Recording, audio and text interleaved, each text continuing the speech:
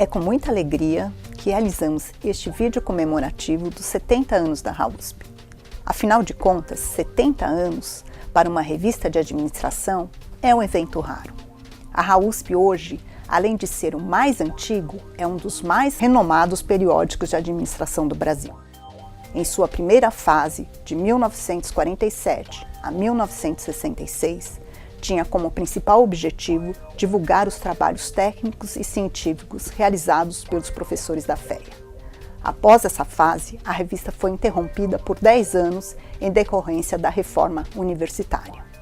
Mas, em 1977, o professor Sérgio Batista Zaccarelli, numa atitude visionária, reinicia a revista de administração sob uma nova estrutura e maior periodicidade.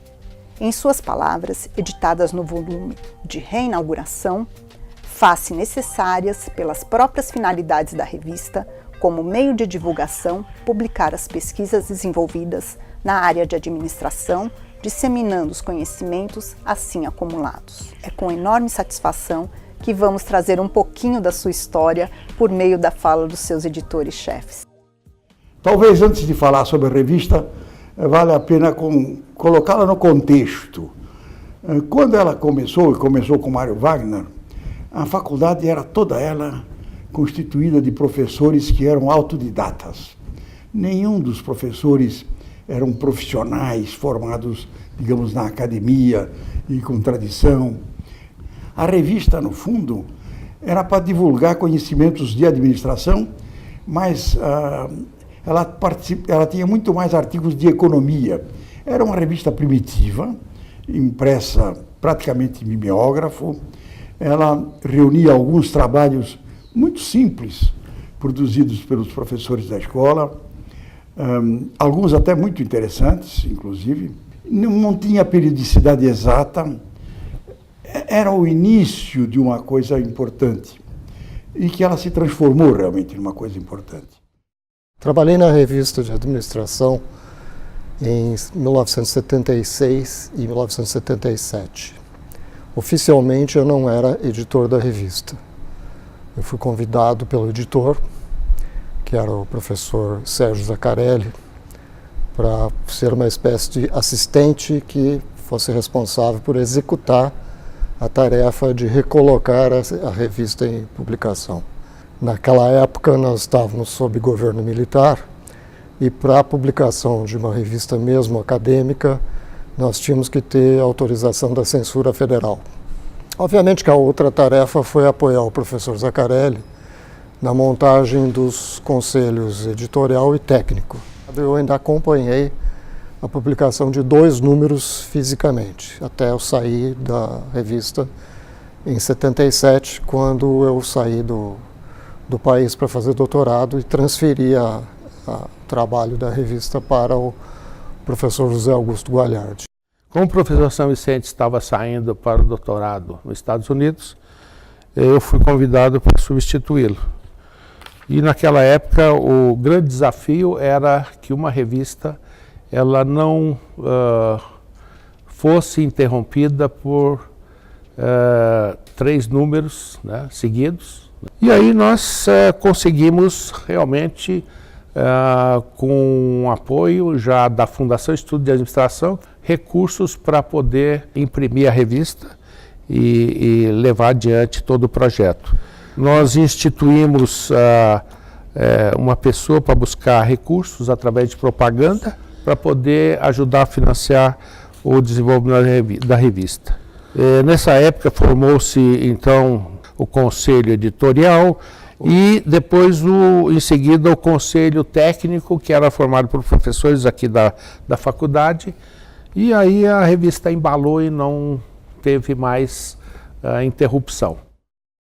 A história da minha passagem na editoria da revista de administração da USP já tem mais de 30 anos, mas eu tenho uma recordação muito viva de que em 83 eu era aluno aqui do programa de doutoramento e o professor Zaccarelli então fez uma espécie assim de licitação e algumas pessoas se candidataram, eu fui uma delas E o professor Zaccarelli, então, me escolheu para ser o editor da revista por um período. Não havia essa ênfase na publicação de artigos que há hoje. Então, era muito difícil conseguir colaboração para manter a revista em pé.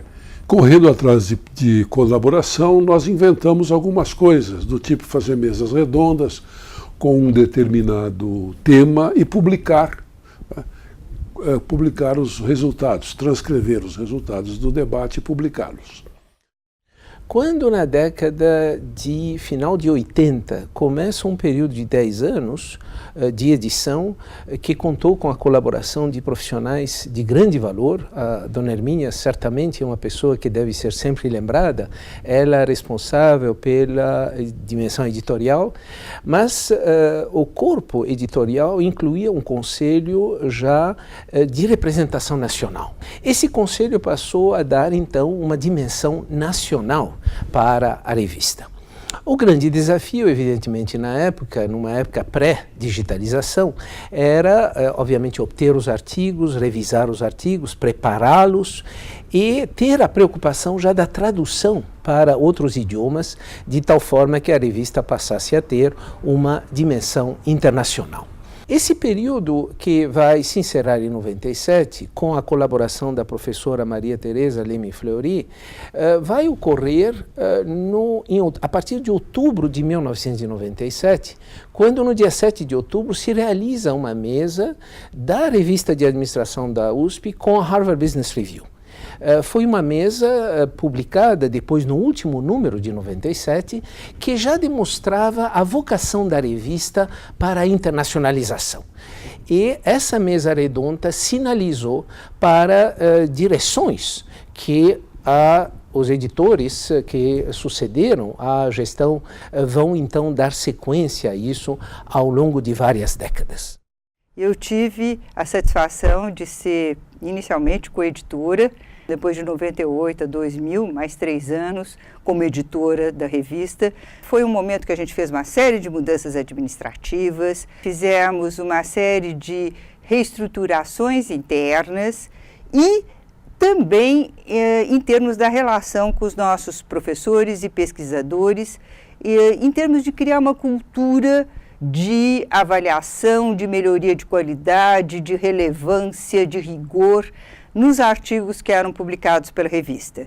Participamos das discussões na FAPESP sobre o Cielo, o que seria ter todos os artigos abertos a comunidades científicas, enfim, um momento em que as nossas revistas, e eu acho que a RAUSP foi extremamente pioneira e liderou mesmo, se eu posso dizer, esse processo de melhorar a qualidade e colocar a revista em outro patamar. A produção acadêmica do país, obviamente, se beneficiando com isso. Mas, paradoxalmente, os temas que aparecem nas revistas da época que eu fui editora são temas que continuam em pauta extremamente atuais. O tipo reforma do Estado, reforma política, uma série de reformas e mudanças estruturais no país. Como é que as nossas revistas têm que estar alinhadas com os mais altos padrões de qualidade internacionais, mas, ao mesmo tempo, sendo um local, sendo um espaço para esse debate, para se trazer as perguntas, as questões, as opiniões, as contribuições relevantes da academia, dos pesquisadores, para se pensar as grandes questões nacionais. Eu tive o prazer de atuar junto à equipe, a valorosa equipe da RAUSP, entre os anos de 2000 e 2004. E nesse período, eu diria assim que houve algumas coisas, alguns avanços que nós pudemos apoiar ou iniciar uma ação que terá se concretizado em outras gestões. Uma delas foi a nossa aproximação com os sistemas, como foi o caso do Cielo, de classificação das revistas, isso que hoje é uma necessidade. Na época, nós demos os primeiros passos para caminhar nessa direção, o que implica em grandes mudanças na própria gestão interna, nas rotinas internas da revista. Um segundo debate que, se não concretizamos, pelo menos nós abrimos o debate pela primeira vez nesse período, foi o tema da aceitação de textos de submissões em inglês. Algo que na época causou um certo debate internamente na revista, mas ao longo do tempo fomos ganhando e hoje isso é mais do que benquisto, aliás, é um fator positivo para a avaliação das revistas científicas. E um terceiro ponto, que talvez tenha sido o mais importante, foi termos migrado do tratamento das submissões dos artigos de uma forma manual para a adoção de um sistema que permitiu uma agilização das submissões, das avaliações e da relação entre a revista e os autores. Para mim, ter atuado junto à equipe muito valorosa de profissionais da revista foi uma lição acadêmica que eu tenho muito orgulho de ter cumprido. É uma satisfação compartilhar com os colegas, com alunos, com ex-alunos, esse aniversário da RAUSP, né? Nós temos um orgulho muito grande em tê-la como uma das melhores revistas acadêmicas do país. Eu tive o privilégio de participar como editora da RAUSP dos anos de 2004 a 2006 e, como todos os meus colegas, na minha gestão eu procurei trazer mudanças, trazer aperfeiçoamentos que fizessem a revista ganhar novos patamares como uma autoridade em publicação acadêmica.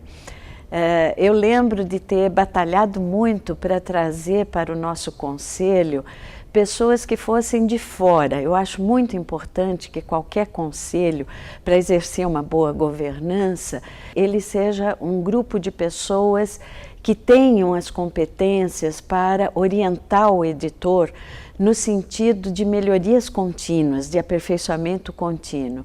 Então eu lembro de ter trazido pessoas do exterior, como o professor Jane Austen, como jornalistas, gente que tem uma atuação diferente da publicação acadêmica, mas que poderia nos abrir os olhos para determinados erros, para determinados vícios e principalmente nos estimular para inovarmos também com os textos acadêmicos.